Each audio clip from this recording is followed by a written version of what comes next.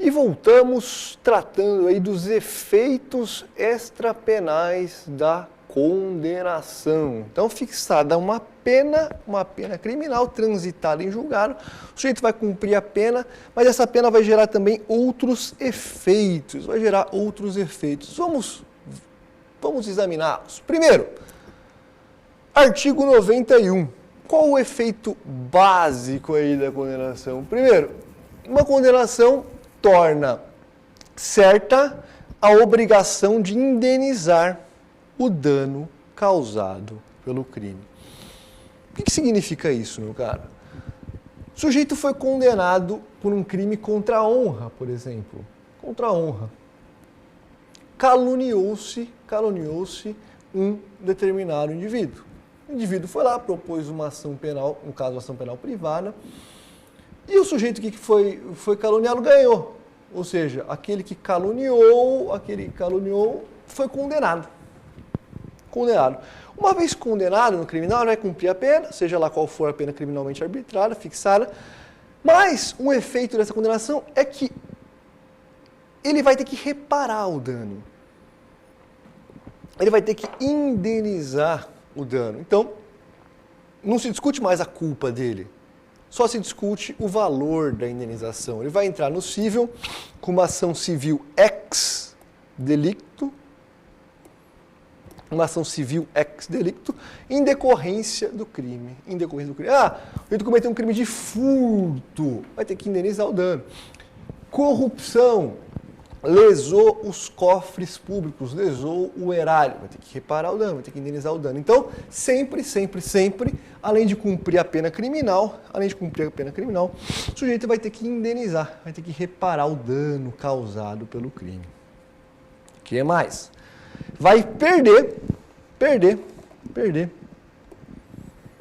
em favor da União, ressalvado aí direitos de terceiros de boa-fé, o direito da vítima. O que ele vai perder? Em primeiro lugar, o instrumento do crime, desde que consistam em coisas cujo fabrico, alienação, uso, porte ou detenção constitua fato ilícito. Pensa só. A gente foi condenado por roubo. Então, roubo à mão armada. Roubo mediante arma de fogo. Pá, beleza. Determinado momento, ele foi pego roubando, preso em flagrante. O que faz com a arma dele? Apreende a arma dele. E no final do processo? No final do processo, o que vai fazer com essa arma? Vai ser perdida, só faltava devolver para ele. Falar, você está saindo da cadeia aqui, você não tinha porte, você não está registrado, mas era sua, né? Então está aqui a arma de fogo. Não. O instrumento usado para cometer o crime, ele perde. Ah, professor, mas e se eu cometi um crime de lesão corporal na condução de veículo automotor? Estava dirigindo meu carro e atropelei um pedestre. Culposamente, sem querer, ou dolosamente, joguei o carro nele. Eu perco o carro também? Não. Você só perde o instrumento do crime se esse instrumento for uma coisa cujo fabrico, alienação, uso, porte ou detenção constitua fato ilícito. Teu carro não é. Ter carro não é fato ilícito. Você não perde. Você só perde se for ilícito. O que mais? Além do instrumento do crime, perde-se o produto do crime. Ou de qualquer bem ou valor que constitua previamente bem ou valor que constitua proveito ao ferido pelo agente com a prática do crime. Ou seja, o produto do crime que ele recebe, a coisa ou objeto do crime, ou qualquer proveito que ele tenha tido com isso. Então, pensa só no caso de corrupção. Ele tomou um dinheiro que não era dele ali. Então, em primeiro lugar, ele vai indenizar o dano. Ou seja, o dano que ele cometeu horário, ele vai indenizar. Beleza. Mas mais do que isso, o produto do crime e qualquer proveito ao ferido pelo agente, ele vai ter que devolver também. Ele vai perder. Além de roubar o dinheiro do cofre público, ele aceitou vantagem de terceiro. Aí não é o dano, aí é o produto do crime. Ele aceitou vantagem. Então ele recebeu aí um carro em troca. Ele perde também. Perde porque é produto do crime. Só faltava ele ficar com o produto do crime. Não. o que ele conquistou ilicitamente, ele vai ter que devolver, perde para a União, perde em favor da União o produto do crime. Esses são os efeitos genéricos da condenação. Toda condenação criminal, desde que é possível, aí, desde que o crime de homicídio, ele perdeu o produto do crime? Não, ele matou alguém, tirou a vida de alguém. Homicídio simples, tirou a vida de alguém. Aí não. Desde que é aplicável, esses efeitos são automáticos. Parágrafo 1º. Poderá ser decretada a perda de bens ou valores equivalentes ao produto ou proveito do crime quando estes não for encontrado ou se localizar no exterior. Ou seja, o produto ou proveito do crime efetivamente não foi encontrado ou está no exterior. Como assim, professor? Bom, você roubou um carro, você roubou uma Ferrari, valia 1 milhão, Você roubou um helicóptero, valia 2 milhões. Mas não achou mais o helicóptero, sumiu o helicóptero, você deu sumiço no helicóptero. O que você faz? Já que não dá para pegar o helicóptero, o juiz aí pode decretar a perda de bens ou valores equivalentes ao valor do helicóptero. Então, não dá para ir atrás do helicóptero? Não dá, não achei o helicóptero? Não achei. Mas ele tem 2 milhões na conta. Você bloqueia esse valor. Parágrafo 2º. Na hipótese do parágrafo 1º, ou seja, da perda de bens e valores, as medidas assecuratórias previstas na legislação poderão abranger bens e valores equivalentes ao investigado para posterior perda. Ou seja, como assim as medidas assecuratórias? Arresto, sequestro, bloqueio dos bens. Então, antes mesmo de esperar a sentença condenatória, você vê que o sujeito tem ali na conta 2 milhões, tá? Você vê que o sujeito tem ali 2 milhões na conta. E aí? Uma vez identificado isso, durante o processo mesmo, tá? O processo a gente viu uma sequência de atos. O processo é uma sequência de atos. O processo vem de proceder, de caminhar, de marchar para frente. Então, o processo é uma sequência de atos. Até a sentença sair, demora. O processo tem o seu tempo. Para se demonstrar a probabilidade de alguém, tem o seu tempo. Então, mas aqui, ainda durante o processo, você identificou que o sujeito tem ali 2 milhões na conta. Você não está achando o helicóptero. Para o sujeito não sumir com esse dinheiro, você já pode bloquear. Você já pode bloqueá-lo, Beleza? Tranquilo, né? Esses são os efeitos genéricos. E os efeitos específicos? Os efeitos específicos da condenação estão lá no artigo 92. São também efeitos da condenação. Em primeiro lugar, perda do cargo, função ou mandato. Perda do cargo, função ou mandato. Quando? Em primeiro lugar, quando o sujeito sofrer uma pena privativa de liberdade por tempo igual ou superior a 1 ano. Em quais crimes? Nos crimes praticados com abuso de poder ou com violação de dever para a administração pública. Então, nesses casos, o sujeito perde o cargo, perde a função, perde o mandato. Deputado, vereador, senador, prefeito, governador, mandatos, perde. Perde o cargo, delegado de polícia, promotor de justiça, abusou do poder, foi condenado por tempo igual ao superior, perde o cargo. Ou nesses casos aqui, com abuso de poder ou crime contra a administração pública. Em outros casos, quando for aplicado pena de liberdade superior a 4 anos, em qualquer caso. Então, se a pena for de 1 até 4, se a pena for igual ou superior a 1, igual para cima de 1 e até 4, não superior a 4, só perde o cargo se for crime contra a administração pública ou crime com abuso de poder. Por outro lado, se for pena superior a 4 anos, perde o cargo. Perde o cargo independentemente de qual seja o crime. Mas foi um crime de homicídio, não tem nada a ver com a administração pública. Perde o cargo. Maior de 4 anos, condenado por um crime superior a 4 anos, perde o cargo, perde o mandato.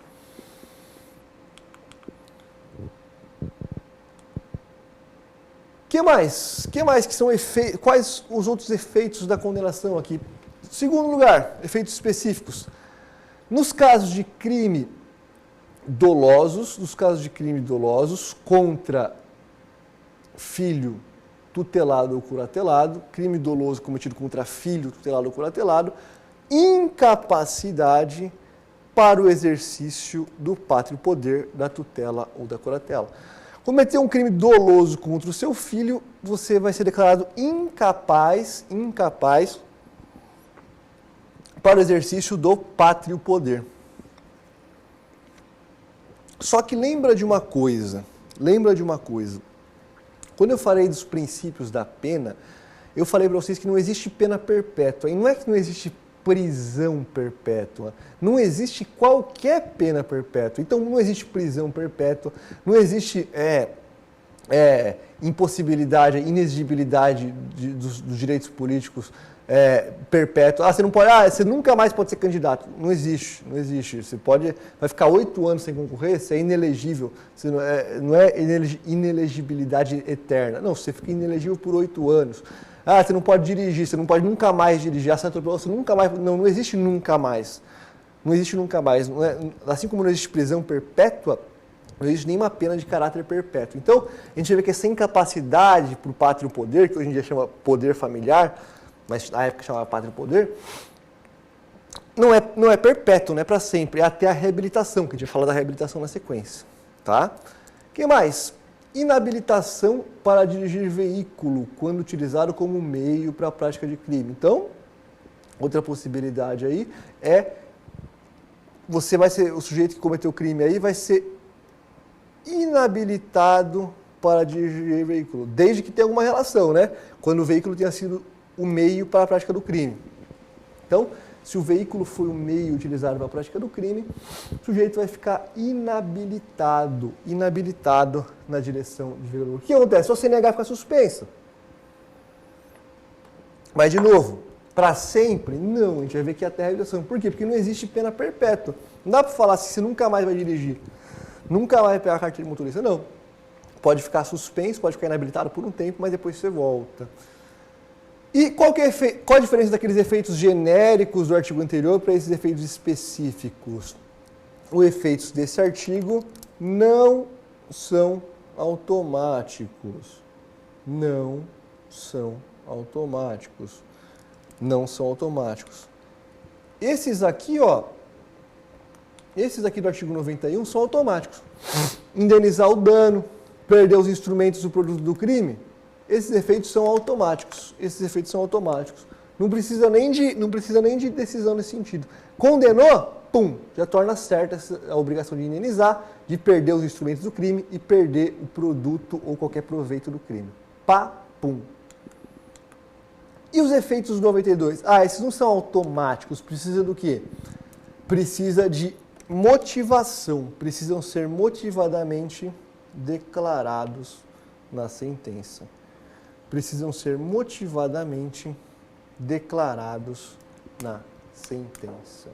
Tá? Então, esses efeitos, os efeitos de que trata desse artigo, não são automáticos, tem que ser aí motivadamente declarados na sentença. Tá certo? Joinha? Tranquilo, né? E a reabilitação? O que é reabilitação? Bom, vamos ver. Se existem alguns efeitos da sentença aí, eu falei que esses efeitos não podem ser perpétuos, eles vão durar até que o sujeito tenha sido reabilitado. Vamos ver o que implica isso. 93. A reabilitação alcança quaisquer penas, não existe pena irreabilitável, quaisquer penas, assegurando ao condenado. Primeiro, qual é o primeiro ponto que a reabilitação enseja aí? O sigilo dos registros. Então, para que o sujeito possa recomeçar a sua vida, após cumprir a pena e após cumprir um período aí de prova, ele vai poder requerer o sigilo dos registros. E que mais? Mas não só os sigilos. A reabilitação pode atingir também os efeitos da condenação no artigo 92. Quais sejam? todos aqueles que a gente viu no artigo 92, exceto 92, 1 e 2.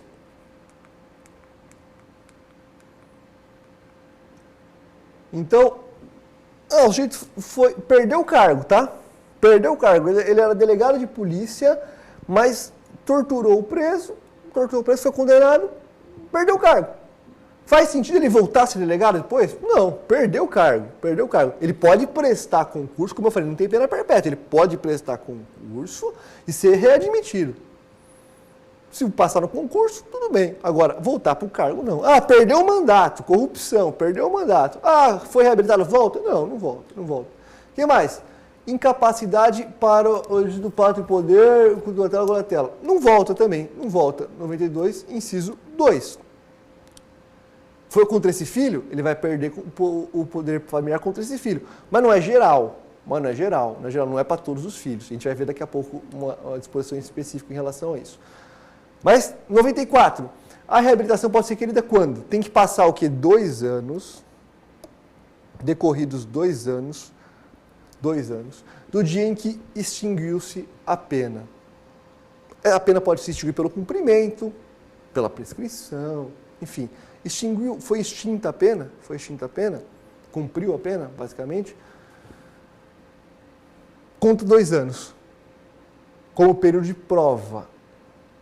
2 anos. Se não for revogado o julgamento condicional, se a pena foi executada, enfim, se ele cumpriu essa pena, ele passou 2 anos com domicílio no país e, durante esse tempo, demonstrou bom comportamento, basicamente o quê? Não cometeu crime, não foi condenado por nada, ressarciu o dano, salvo impossibilidade de fazê-lo, pode ser reabilitado.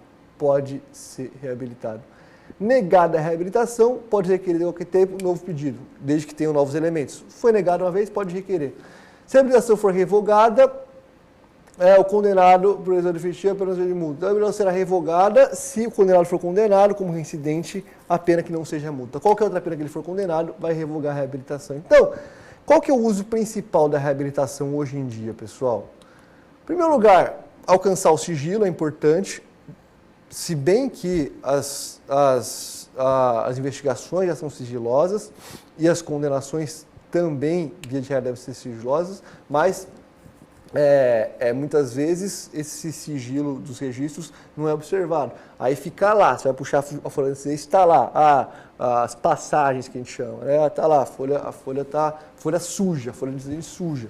Então, para evitar isso, reabilitação, sigilo sobre os processos. Mas a principal utilização é essa aqui, ó.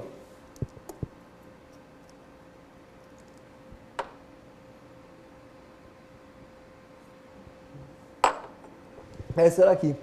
Perdeu a carteira de reabilitação, foi condenado aí por um crime, seja crime de racha, de embriaguez ao volante, de lesão corporal na condução do veículo motor, de homicídio culposo na condução do veículo motor, fica inabilitado para dirigir. E aí, até quando? Até quando ele se reabilitar. Então, a reabilitação é usada, na maioria dos casos, para retomar aí a CNH, a permissão ou habilitação para dirigir veículos automotores. Tá? Essa é o principal uso aí, a principal aplicação prática da reabilitação. Beleza? No próximo bloco a gente vai falar das medidas de segurança. Medidas de segurança que é uma sanção. Mas não é uma pena. É uma sanção, mas não é uma pena. Por que será? Vamos ver isso no próximo bloco. Até já!